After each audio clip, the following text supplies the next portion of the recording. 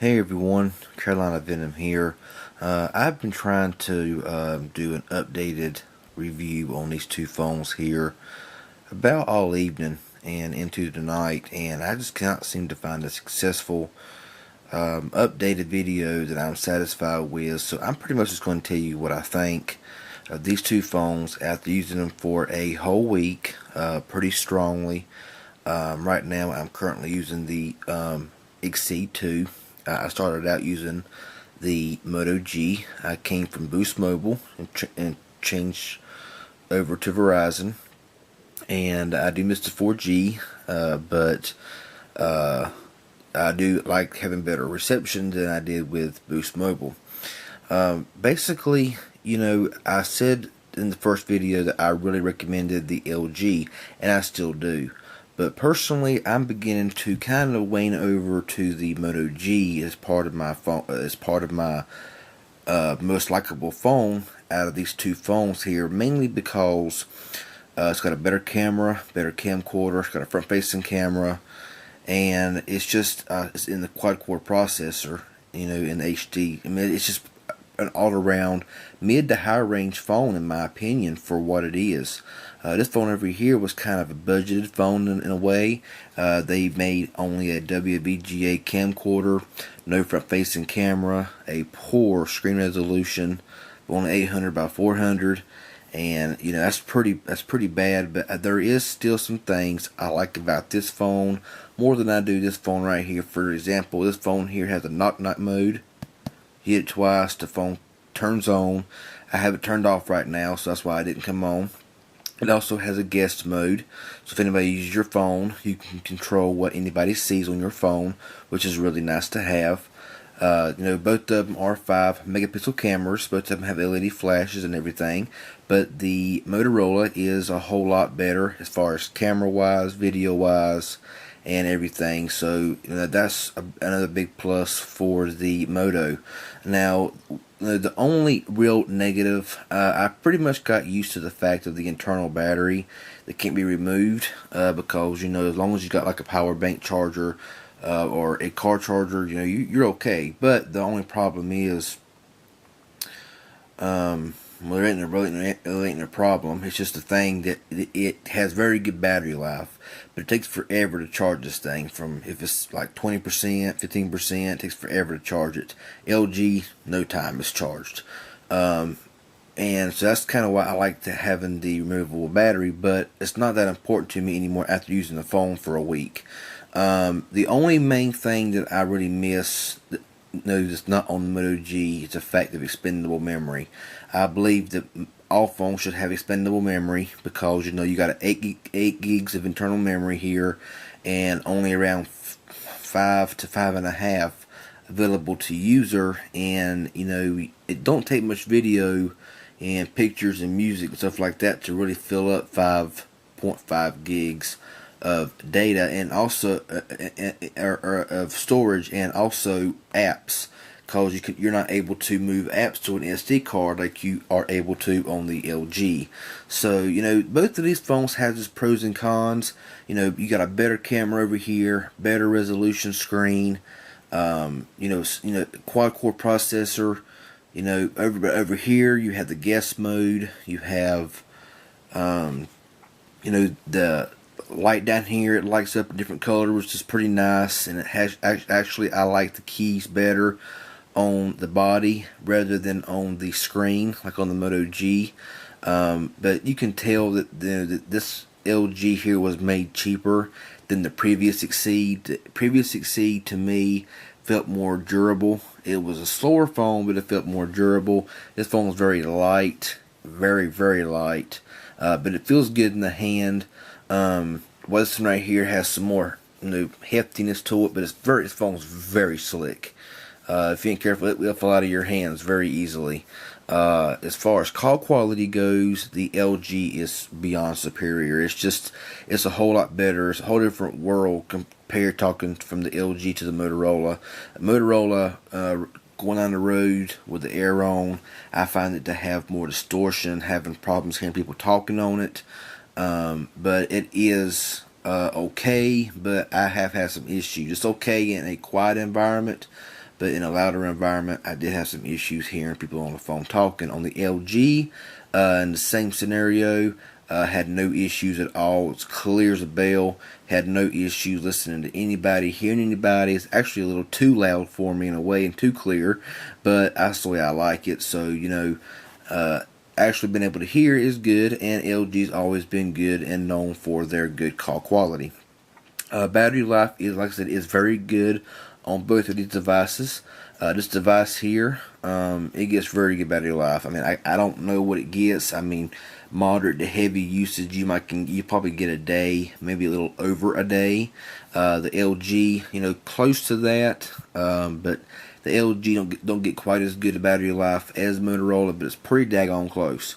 And another thing is, like I said, both of them are 3G, but I do seem to be able to pull faster speeds with the Moto G than the LG.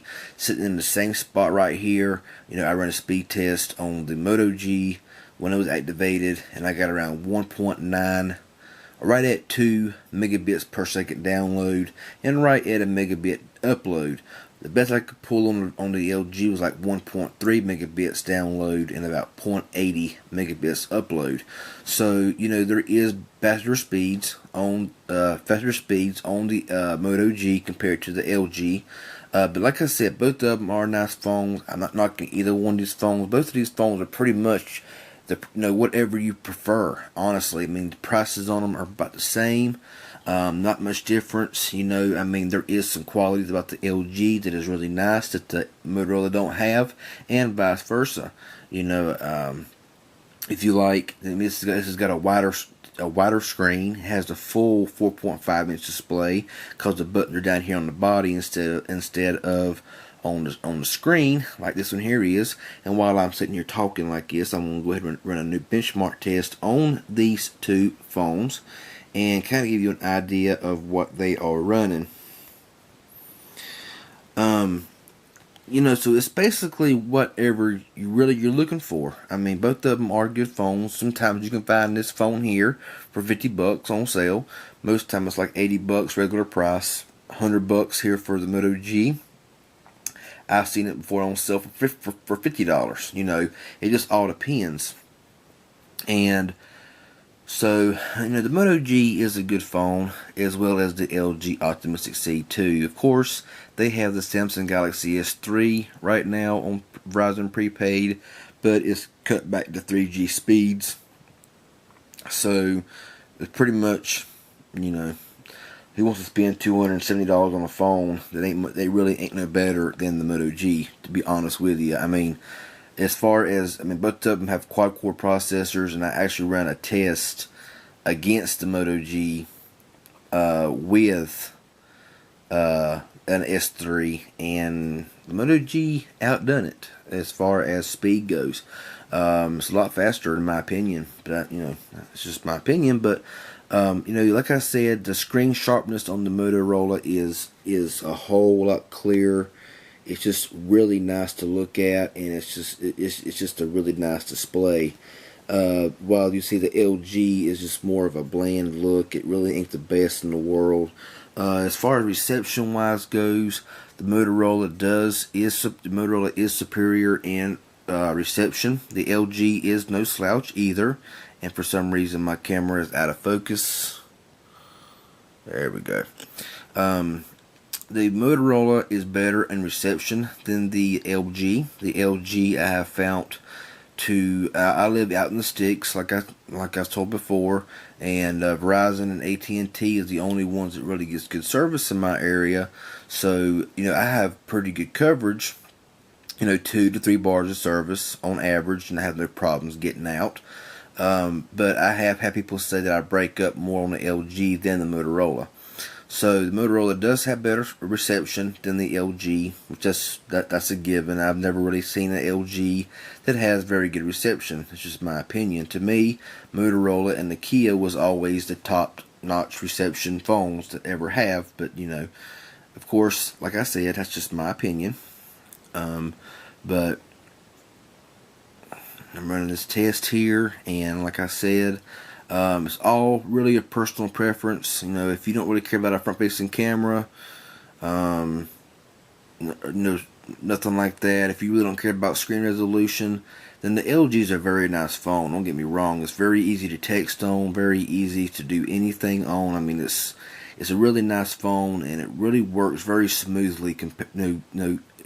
For what it is, and so both of them are really nice. I mean, I can't really say one way or the other. I mean, this one right here, the LG is running 12,919, which, you know, is not very powerful speed for this phone here. Come over here to the Moto G, and we're coming in at 17,525.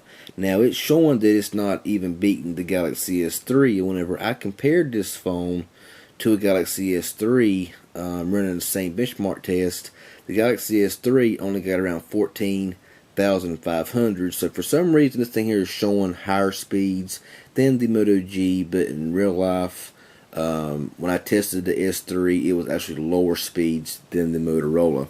So, you know, the Motorola does have pretty good tests compared to the LG at 12,000 and 17,000. But, you know, both of them do run pretty good. I've not really had any problems with the gaming on either one of these phones. Both of them have been very smooth and very, you know, and very nice. You know, it's very, the screen, I mean, it does scroll really well and has really no lag and hiccup. Same way with the Motorola. It's very smooth and has really no lag in it whatsoever. One thing that I have noticed right now, I think that Verizon is down because I can't do anything online, or I can't even talk to Verizon. And I'll show you.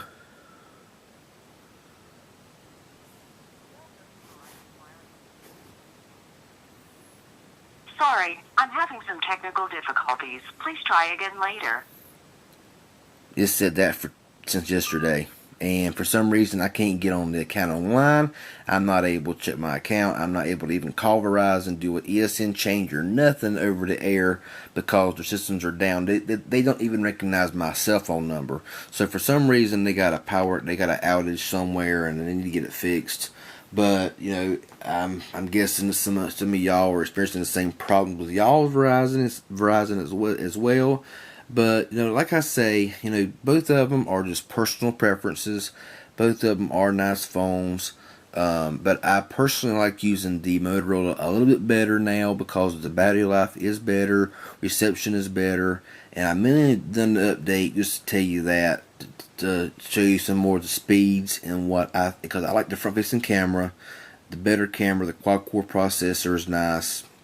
You know, the only thing really that's missing from this phone here is the expandable memory, you know, which you have over here, you know, that you don't have over here. So I mean, you know, that's only the real issue that I find with the Moto G is the lack of expandable memory. But other than that, I prefer the Moto G over the LG. But that's just my preference. Any questions or comments about these two phones, again, please feel free to ask me. I'll do my best to answer y'all the best way I can. Subscribe to my channel. I sure would appreciate it. I did go with the LG the first time, but after using them pretty heavily, I'm kind of going towards the Moto G now. So I hope it helps a little bit. And both of them are excellent phones, and I'd recommend them both. But I'm going to get out of here. Talk to you later.